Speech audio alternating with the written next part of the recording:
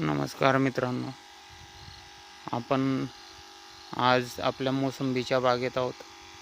7 वर्ष पूर्ण झालेली आणि 2 पाडे या ठिकाणी घेतलेली ही बाग आहे.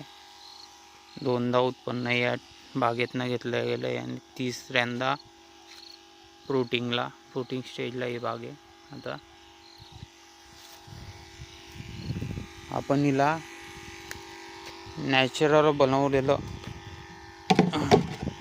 नॅचरली तयार केलेलं औषध या ठिकाणी देतोय. हायब्रिडच्या भरोश्यावर न राहता उत्पादन वाढवण्यासाठी इथं आपण वेंचुरी लावलेली आहे.